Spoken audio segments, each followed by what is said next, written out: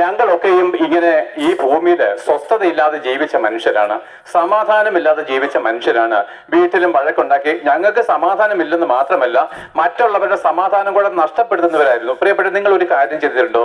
നമ്മുടെ ഹൃദയത്തിൽ സമാധാനമില്ല എങ്കിൽ നമ്മുടെ കൂടെ ജീവിക്കുന്നവർക്കും എന്താണ്, അസ്വസ്ഥത കൊടുക്കുകയാണ്. അപ്പോൾ നോക്കി, നമ്മുടെ ഹൃദയം സമാധാനത്തിലേക്ക് വന്നെങ്കിൽ മാത്രമേ നമ്മുടെ ഭവനത്തിൽ സമാധാനം ഉണ്ടാകുകയുള്ളൂ. പലപ്പോഴും നമ്മൾ എന്താണ്, പരസ്പരം പഴിചാരുണ്ട്. നീയാണ് ഈ വീടിന്റെ എല്ലാ പ്രശ്നത്തിനും കാരണക്കാരി എന്ന് നമ്മൾ കുറ്റപ്പെടുത്താറുണ്ട്.